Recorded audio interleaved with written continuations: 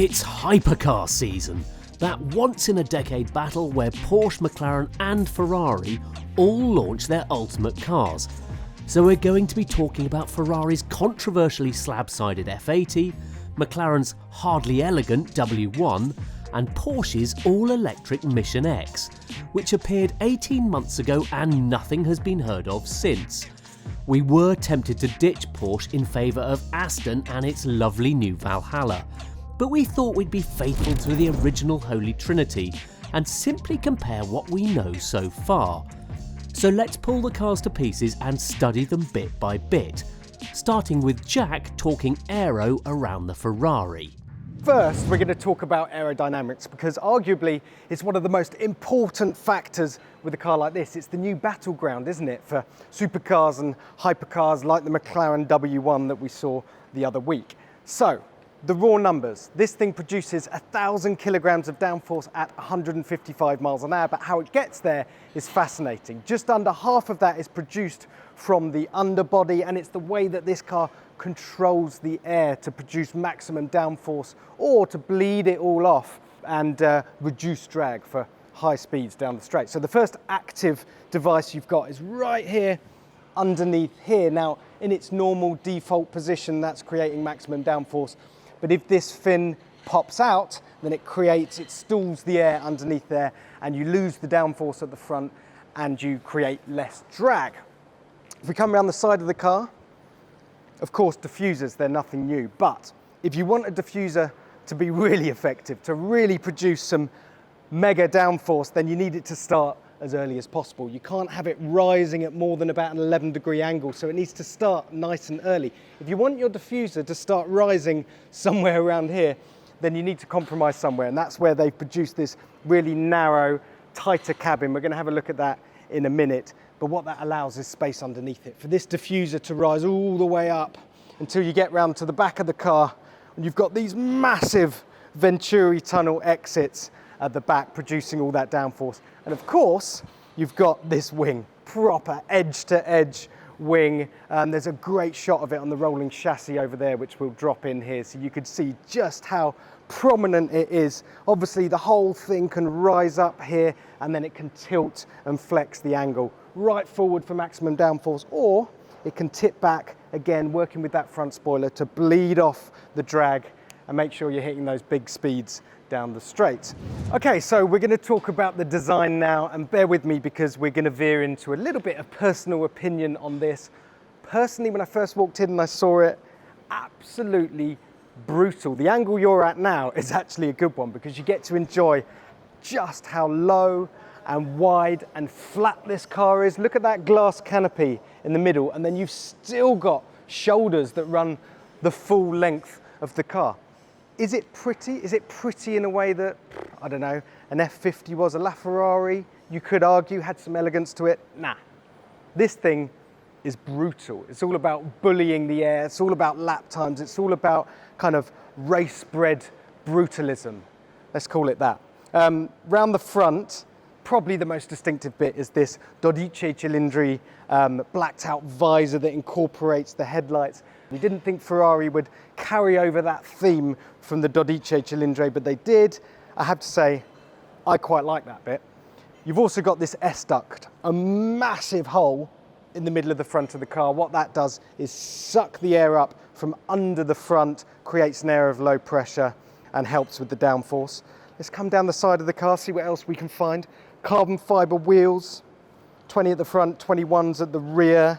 Lots of carbon fiber. This intake is particularly interesting because you've got these sort of flying elements here, like they sort of peel back the bodywork and you can see the carbon underneath. Here is the intake for the engine. This is the cooling intake for the intercooler. There's a ram air effect, so when you're going quicker, you get an extra 5 horsepower, which is always nice. And then you get to the engine cover around here. Louvres, 6 of them, 1 for each of the cylinders under the cover. Are people going to be miffed that it's only a V6? I mean, look, they're right. They're 499p. It's won Le Mans twice now. The F1 car, it's a V6 hybrid. So they are staying true to their motorsport endeavours, but personally I prefer a V12. Either way, come around the back. And the final thing to notice is one single exhaust, and the fact that they've been showing this to customers and they didn't want to reveal the F80 name yet, so they've just called it the new supercar. Don't worry, that isn't actually the new name. If I'm being totally honest, it's not a design that woos you immediately. It's too blocky and brutal for that. But Chief Design Officer Flavio Manzoni talks about beauty being in the truth. And this shape is certainly true to what lies underneath. An aero-obsessed race car for the road. And talking of aero-obsessed road cars, here's one that's not painted red, but instead a shade Porsche calls Rocket Metallic, and we call Sludgy Brown.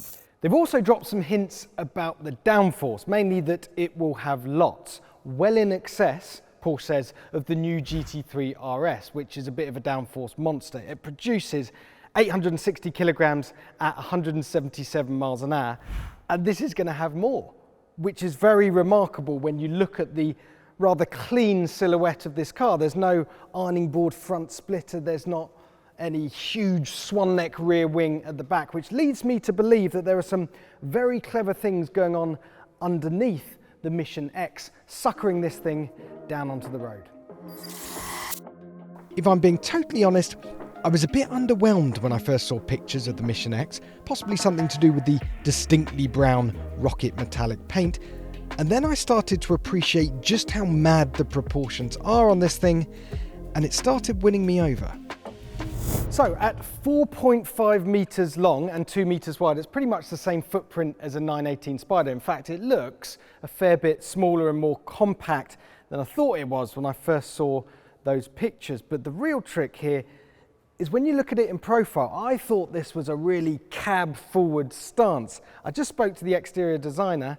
He said, nah, your eyes are playing tricks on you. What's actually going on here is this roofline here falls away much quicker than it does in the 918 Spider, giving the impression that this bubble canopy is further forward. And then there's the details. Starting here with the headlights, which are a new take on Porsche's classic 4-block lighting motif thing. And they also open like a pair of eyes when you switch the car on. I haven't seen it myself yet, but I'm told it's very fancy. Hopefully we can drop in an animation of that for you all to see. Come down the side, the wheels, so 20-inch at the front, 21-inch at the back. They're super lightweight, made from magnesium. And then we get to the really good stuff, the glass canopy up here. Well, it's almost all glass. There's this carbon fiber exoskeleton holding it all together, and the doors are really cool. Like the 917 Racer, and they pop up into your hand and take most of the roof with them. I've just got to close them now without upsetting anyone. I think we got away with that. Coming down the side of the car, you've got the rear view mirrors here, actually mounted on the rear quarters of the car. You've got a little cheetah sticker down here. I think they're suggesting that this car is quite quick. I don't really know. The charging port here, and if we come around the back, oh, there's aero fins on the rear wheel here to help expel the hot air, and only on the rear wheels. And look at what fun you can have when you don't have exhaust pipes to deal with. The way that this roofline just plummets away and tucks under this spoiler bridge here, and then you've got this floating full-width rear light bar mounted inside these fairly intricate little housings that I'm told are machined from a single billet and a Eurotunnel-sized diffuser. Let's not forget the Porsche is a concept car, and some, maybe most, of that won't make production. McLaren's W1, however, looks pretty much ready to rock. Whether it's pretty though, because it's not beautiful, is it? The P1 was all sinuous curves and starts. This is a bit more disjointed. It's like it's been designed in sections. The design doesn't particularly shout McLaren to me either, and nor does it shout 2 million quid's worth. You could blame aero, but the Valkyrie is a sensational looking thing, albeit more radical and compromised than either of these. So here's the thing, you need to see it in person, because when I first saw pictures of it, I just thought all the surfaces looked flat, but now you're starting to get a sense of the shape. This is a much softer curve than I thought. It's more akin to the P1. And I don't get these McLaren headlight shapes yet, but I suspect it will come when they do future models, the W1 is probably going to lead for other cars to follow. I like the little portholes here where you can see the inboard push rods in there. And then you get to the proper head scratchy bit, because look at all of this stuff going on through here. Obviously, air is meant to come in through here and then get channeled in various ways. There's a weird aero profile bit, which is obviously designed to channel the air down and back past these really quite voluptuous sides. It's much more shapely when you stand up close than you think it is from further away. But the complexity of what's going on down the side of this car before you get to this bit. Now, McLaren say this is based on this year's Formula One car shape. To me, that is the bit that says Senna more than anything else. And in pictures, I had never even noticed this separate. It's like UFO hovering over the roof. Doubtless it does some very clever stuff with the air, channeling it down over this quite big slab of back deck. Like the Ferrari, there is no rear visibility and just sort of a bit of a glimpse down into the engine. What do we think of the name though? W1 stands for winning, and I suppose Lando is at the moment, so that's all right. But it's not the most emotive. It doesn't resonate like P1 and F1 did. But then you look through the alphabet and you think, oh, actually, they must have really struggled, because M1 is a BMW name, S1 is Audi, A1 is an Audi and also a piece of paper, R1 is Yamaha. They didn't really have many options open to them. In case you're wondering, McLaren also trademarked U1 and H1. Maybe we'll see one of them appear in another decade. Now it's time to move on, to talk about something these cars worship almost as much as downforce: carbon fibre. The Porsche Mission X is carbon all over: carbon body panels, carbon seats and a carbon tub, but the real party piece is a glass dome that covers the occupants, interlaced with a carbon exoskeleton. On the F80, the carbon tub itself is asymmetric to enable the passenger seat to be a little further back, a requirement to keep it as narrow as possible and with your feet lifted so the aero can do its thing underneath. And what about the McLaren's hidden carbon secrets? Well, you might be surprised to learn that the W1 doesn't share a tub with any other McLaren. Hidden underneath the carbon body panels is a brand new monocoque called the Aerocell. Essentially, this is the core of all the W1's aerodynamics. By raising the occupant's legs 80mm, McLaren can use the underbody to do more with the airflow. It also incorporates a fixed seat, the lightest solution possible, and with no seat runners, that means the Aerocell is more compact, shortening the wheelbase. It's only a fraction longer than the P1's. Okay, that was carbon. Now let's have a look at some moving parts. All this clever aero means nothing if it isn't predictable, if you can't keep the car at a constant height in relation to the ground. And that's where a very clever active suspension system comes in. So you have a 48-volt motor at each corner of the car, and that means not only do you not need anti-roll bars, it means it can stop the car diving and pitching and keeping it flat, but more importantly, it can keep it at the same height in relation to the tarmac, so the aero is predictable. It's always working at its most efficient. And when you've got something this fast with predictable downforce, the lap times are going to be quite spicy. The active suspension doesn't only mitigate squat, dive and roll while keeping a constant ride height, it's also a thing of beauty, with inboard springs, dampers, motors and actuators for the Multimatic system, all tightly packaged behind the stunning in-house 3D printed wishbones. The gearbox is an 8-speed DCT, brakes are Brembo's top shelf CCM R+ carbon ceramics, the wheels are the first 5-spoke carbon rims Ferrari has made, and the tyres are Pilot Sport Cup 2 or Pilot Sport Cup 2Rs. The Porsche has the least amount of technical detail, probably because they didn't want to back themselves into a corner, but we're expecting active suspension, like the latest generation Taycan, to keep it totally flat and the aero working efficiently. There are 20-inch wheels at the front, 21s at the rear, and turbine-like aero blades on the rims to help cool the brakes. There's some clever stuff going on under the McLaren's wheel arches too, not least dampers you can view through holes in the bonnet, because the W1 has inboard pushrod suspension. There's also a heave damper at the front to brace the suspension against aero pressure at high speeds, and much titanium. Not only the torsion bars, but the 3D printed uprights and wishbones. Not quite as skeletal as in the Ferrari, but still pretty cool. The million-dollar question. Each car is a dynamic showcase for its brand. Ferrari is a master at integrating petrol and electric powertrains. Just look at the 296 GTB. The risk is that the F80, like the SF90, mistakes speed for excitement. We'd bet on Ferrari getting it right this time, despite the F80's likely relentless focus on lap times. Porsche has already shown us the way forward with its 1,000 horsepower Mission R one-off and claims the Mission X will be a track monster capable of record-breaking ring times. But Porsche's challenge is the biggest here. Can it make an all-electric car fun? This is going to need to have a relentless focus on weight saving to be genuinely engaging. We can predict right now that the McLaren will have the best steering, ride with uncanny grace, and probably drive an awful lot like a very fast 750S. It's what McLarens do.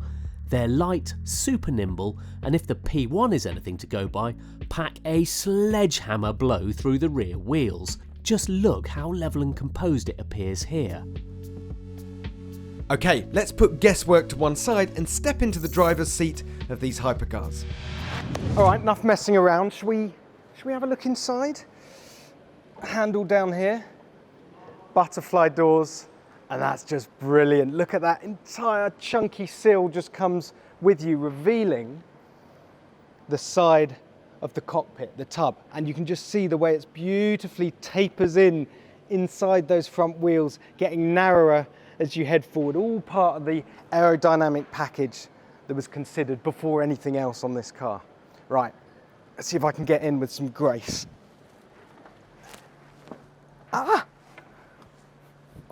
Easy, in fact, because all the sill's gone with it, so you've only got that much to cross. Okay, here we are then, inside the Ferrari F80. I've put the harness on because you never know when you're going to get another chance. And what can I tell you about this? Well, the first thing is that everything is angled towards the driver. It envelops the driver. It's a cockpit feel. Ferrari talk about it a lot in the bump that I was given an hour ago, that they wanted it to feel like you were driving a single-seater. Well, if that were true, they should have put the steering wheel in the middle of the car, but they didn't. It's nothing new, this cockpit feel for supercars and hypercars. But what I particularly like is if you're the passenger in this car, you get zero adjustment for your seat, unlike the driver. This one's in bright red, and this is in black, as if to make it as invisible as possible. What you do get as a passenger is this screen in front of you, so you can see how fast we're going, what kind of revs we're doing. The engine, by the way, revs to 9,200 RPM. Or you can just look over my shoulder at the screen in front of me. What I'm looking at, though, is the steering wheel. It's a brand new steering wheel. Ferrari say they're going to use this in other future Ferrari models. And what I can tell you is it's squashed. Squashed at the top, squashed at the bottom. So you get this rather strange egg-shaped wheel, but the bit you're supposed to be holding here at the sides is nice and chunky, nice and grippy with Alcantara. And the big news is not these lovely carbon fiber paddles behind here, but the fact that they've brought back physical switches on the wheel. You'll notice in recent Ferraris they've gone purely touch sensitive and haptic feedback, and it's a bit bothersome, a bit hard to know what you're actually pressing. But here we've got physical switches, which is good when you've got all this performance underneath you. Let's talk about modes. So we've got the familiar Manettino switch here: wet, sport, race, CT off, which is the kind of interim traction control, hero mode I like to call it, or you can turn everything off if you're very brave indeed. And then in terms of the hybrid powertrain itself, you have 3 modes for that. Hybrid, which prioritizes efficiency. You've only got a small battery in this car, by the way, 2.7 kilowatt hours, I think. There is no E mode like you get in an SF90, so no driving away from your house in the morning, silently gliding away and keeping your neighbours happy. We've also got performance mode, so that dials everything up. That lets you really extract the performance on track, but keeps the battery topped up to around 70%, or you can go into qualifying mode and unleash all the fury. To hell with the battery charge. Let's just go as quickly as we can go until it all runs out. The interior, they've gone for this quite sort of industrial style setup, a bit like the Land Rover Defender. There's exposed bolts here on this kind of floating center console. There's loads of space behind it for you to wirelessly charge your phone. It's a solid engine cover, of course, so you've got a camera instead of a proper wing mirror, but we're kind of used to those now, and we've got proper wing mirrors out there, which is nice. The interesting thing about this car is Ferrari is talking about just how usable they want it to be on the road, and a big part of that is the active suspension system, so you can soften it right off, and it should be, they say, a good car to go road tripping in, to use every day. And I will say this, having recently driven the Aston Martin Valkyrie, which, to be fair, has a similar seating position with your heels somewhere above your bum, this doesn't feel nearly as extreme and cramped and compromised from in here. Whether it can go as fast as the Valkyrie and deliver the visceral thrills of the Valkyrie once we get out there, well, we're gonna have to wait and see.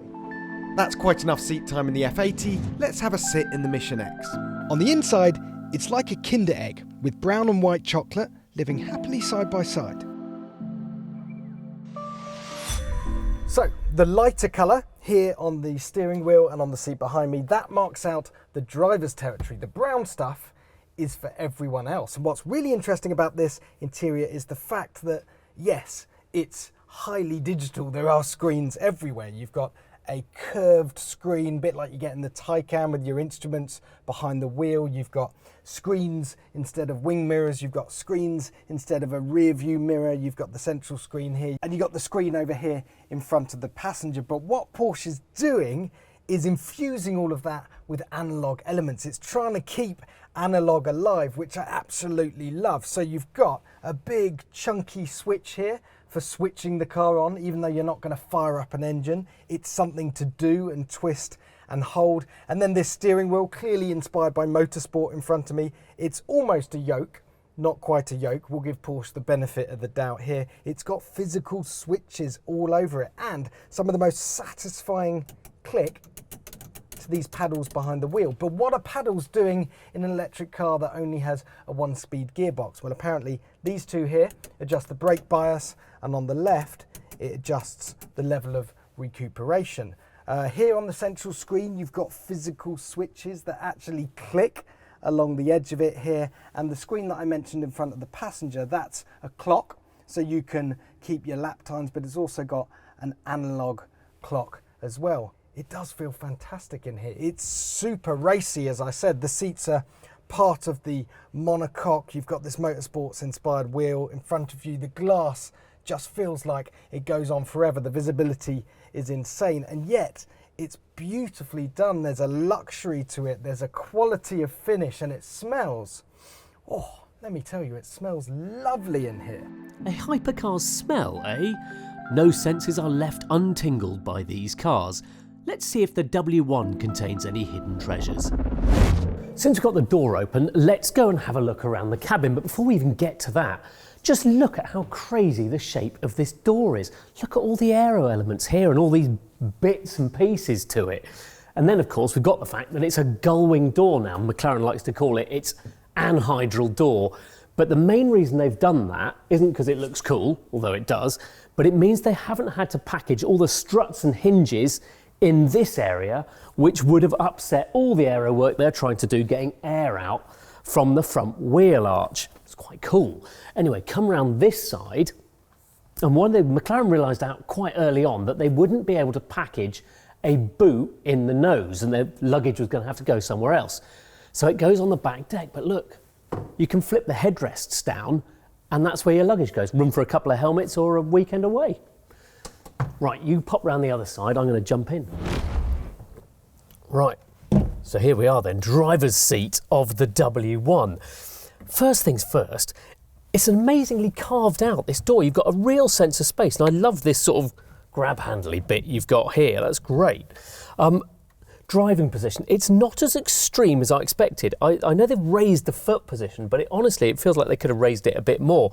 It's not super extreme, but the view out is really good. These A-pillars are narrow. You can see the tops of both wheels, and you've got a good down angle on the road over the top of this beautiful, so slim, this little steering wheel. I know it's flattened at top and bottom, but it's lovely. Also, the aerodynamicists have been loose in here. You see this area up here? So this is a vent to get air into your face. There's a couple more here, but they've used aerosurfacing to get the air over the top of the binnacle and into your face. That's all digital, by the way. That's a big digital screen there. All of these are now made of aluminium, and they've got all the little knurling on them. And it's the same down here, where you've got this sort of screen edge around here, and the cup holders which slide in and out. So you've actually got a reasonable amount of storage down here, and your USB slots and everything else. Look, how to tell this car is a model though, look. Yeah, the steering's not actually connected to anything. It does have the important buttons on it though for boost, which will give you your 342 horsepower of electric instantly, and your aero button for the DRS mode. Other interesting things, the seats are completely fixed, so they don't move. The pedals move on their little slider, and the steering moves. And this material, it's called InnoKnit, okay? You can have your regular Alcantaras and leathers if you want, but this is actually a woven material that is quite clever. They can lay it over the top of the speakers like they have here, and the ambient lighting, so it glows from behind. It's just one of those sort of little sustainable, innovative little touches they've got. And then you look up on the ceiling, obviously you've got the Gorilla Glass lighting through here to get a bit more light into the cabin. You've got I think they're claiming the world's thinnest sun visors, just 3mm thick, these, and the all-important pad of buttons up there to start and stop the car, and the gear changes and drop it into race mode. Yeah, race mode. That's what you want to be in this, isn't it? Typical Ollie, a man who lives in race mode. But how's he getting that thrust? Time to talk powertrains. But let's start with the headlines. The first one is the fact that, pretty obviously, Ferrari wants to get across a proper race car experience with this thing. They're talking about it echoing their Le Mans winning 499P and their F1 team, of course. So as suspected, it comes with a V6 hybrid powertrain, but probably not a hybrid powertrain as we know it. Yes, it has a 3-litre V6 twin turbo in the back, but that on its own produces 900 horsepower, which is mad because it weighs no more than the V6 in the 296 GTB, and yet it produces almost 250 horsepower more. And then on top of that, you've got 2 electric motors on the front axle, you've got another electric motor on the rear axle, and in total, the system produces 1200 horsepower. And that's not all, because you've also got E-turbos for the first time in a Ferrari. So those twin turbos on the V6 engine have an electric motor of their own to help them spool up super quickly, reduce lag completely, and just produce explosive throttle acceleration whenever you want it. Well, that's the idea at least. And at this point, I'm going to hand over to VoiceOver Jack to give you some performance figures. I did some maths and counted 13 electric motors on the F80, 2 on the front axle and 1 underneath the engine at the rear, together delivering that additional 300 horsepower boost, 1 on each of the 2 48-volt E-turbos, 1 at each corner for the 48-volt active suspension, and 4 12-volt motors in the wing to enable all that lift and tilt. The performance then is predictably manic. 0 to 62 in 2.15 seconds, 0 to 124 in 5.75 seconds, and a top speed of 217 miles an hour. Faster on both counts then than the rear-wheel drive McLaren W1, but with an identical top speed. Oh, and it's also set a new road-legal Fiorano lap record of 1 minute 15.3 seconds, 2 seconds faster than an SF90XX Stradale, and 4.4 seconds quicker than a LaFerrari. If I'm honest, I was rather hoping Porsche was still going to find a way to cram a combustion engine into the Mission X, but no, they pretty much perfected hybrid with the 918, so now it's time for a new challenge. Time to see what pure electric can do. Firstly, the bad news. There is no official power figure for this car yet, only that Porsche wants a 1-to-1 power to weight ratio. So if they manage to hit 1500 kilograms and therefore 1500 horsepower, I'm going to be mightily impressed, but it's probably going to slip to around 1700, isn't it? Either way, they want this thing to be the fastest road car ever around the Nürburgring. The lap record at the moment stands at 6 minutes 35, set by the AMG 1, and realistically is probably going to tumble even further in the next 3 or 4 years while they develop this car. As you're probably aware, since the Mission X was launched last summer, Mercedes has been back to the ring and knocked 6 seconds off its time, making it the first production car to dip below the 6-minute 30-second barrier. Performance figures, there aren't any, we're guessing, but over 200 miles an hour and 0 to 60 in under 2 seconds seems entirely reasonable. There's no word on battery size either, only that thanks to a new 900 volt architecture, it will accept charge at twice the rate of a Taycan Turbo S, so 500 kilowatt plus. And rather than a skateboard layout, the battery chest will be behind the seats to keep the seating position and roof low, and to keep the centre of mass in the middle of the car. So that's Porsche's radical electric approach. Now for something more ordinary. Haven't we seen the W1's hybrid somewhere before? Is the W1 really that much of a step forward? The old P1 could do 6 miles of electric-only driving. The W1 just 1.6 miles. And it still uses a 4-litre twin-turbo V8 and twin-clutch gearbox. It doesn't really seem to be moving the game on.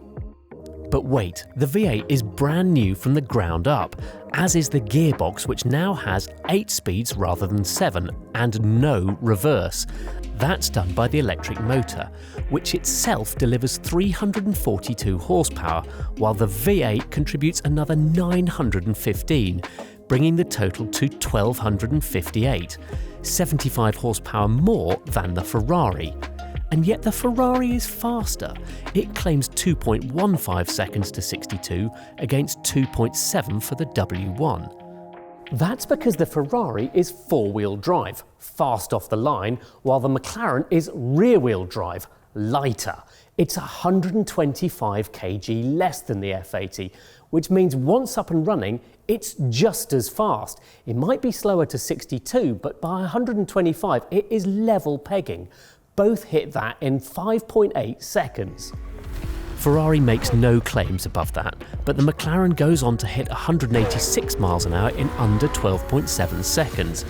It revs to 9,200, the highest revving McLaren ever, and has a dry weight of 1,399 kilos. With fluids, that'll be around 1,530 kilos, and still gives the W1 an 822 bhp per tonne power to weight ratio. You will need a Jesko Attack to go much faster. It is a hybrid, but it's for power, not range. The 1.4 kilowatt-hour battery is a small tube tucked into the bottom of the chassis, recharged only via spare engine power. The motor sits not on the main drive shaft, but drives through the shaft on the even gears of the gearbox. It's compact, light, and has nothing in common with the Artura. The entire system, battery, motor and all ancillaries, weighs 100 kilos, yet as we said earlier, it develops over 340 horsepower. Race mode drops the car 37mm at the front and 17 at the rear. 4 electric motors drive the rear wing, sending it back 300mm for a virtual long-tail effect.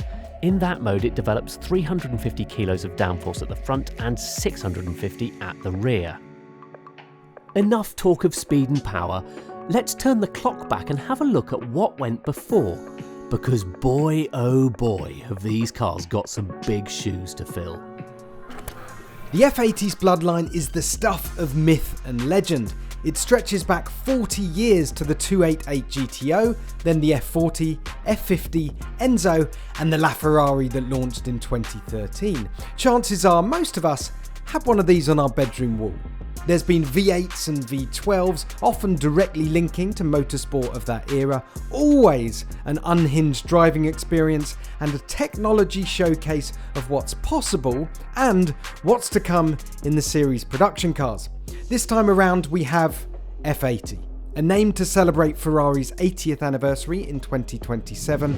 As for Porsche, its hypercar heritage is almost as impressive. The 959, Carrera GT and 918 Spider are Porsche's Incredibles and the bloodline of boundary-pushing specials that have led us to the Mission X's door.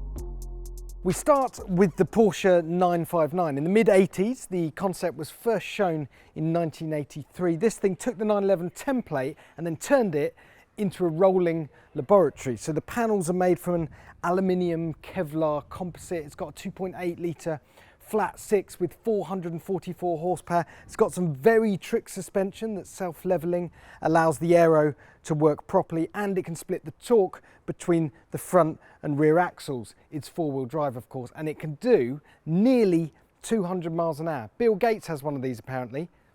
Obviously, he likes all that computing power. Moving on to 2003, you'll notice that these come in neat 10-year intervals, and we meet the Carrera GT. Again, highly advanced, but in different ways. This one came with a carbon fibre monocoque. You've got a 5.7 litre naturally aspirated V10 with just over 600 horsepower that revs like a McLaren F1. It's got a manual gearbox. It famously has a very tricky ceramic clutch, but that's all made up for by the fact that you've got this gorgeous wooden gear lever in there mounted high on the centre console, about as aggressive as a mid-engine supercar gets. Moving on to 2013 and the Porsche 918 Spider. Now, of the Holy Trinity, the three hybrid hypercars that came along at roughly the same time, the LaFerrari, the McLaren P1 and this is the most hybrid. It's the one that can run on e-power alone, but it's not soft because you've got a 4.6 litre naturally aspirated V8 and all those batteries and motors producing 875 brake horsepower in total. It's 10 years old, but it still looks fresh and it still feels forward thinking in terms of its technology. Against Ferrari and Porsche, McLaren's experience is undeniably more limited, comprising just two key cars. But what cars they are! First, there was the McLaren F1, the GOAT, the OG hypercar. Then came the legend that is the P1, arguably the most exciting of the Holy Trinity. Time for some speculation then. How quick will these cars go around the Nürburgring? Ferrari isn't interested, of course. It has Fiorano, where the F80 has already clocked a 1 minute 15.3, 4.4 seconds faster than the LaFerrari. McLaren has history at the ring. The standard P1 did a sub 7 minute lap, and a road legal P1 LM clocked a 6 minute 43 seconds lap time in 2017. The W1 will be aiming to go even faster and beat the AMG one's 6 minute 29 seconds lap set in October 2024. Porsche is after the same trophy and has specifically said that the production car lap record is the Mission X's mission, and anything less will be failure. That's the Hypercar Holy Trinity Part 2 then. We should drive the F80 and W1 in the next 12 months. As for Porsche, well, it's already in bed with Rimac as co-owners of Bugatti, which would be the obvious way to bring the Mission X to fruition. But it's been curiously quiet on production plans ever since unveiling it as a 75th birthday present for itself. And Mate Rimac himself has admitted that EV hypercars aren't selling. Come on Porsche, make some plans for a 918 successor, with or without an engine, and come out to play.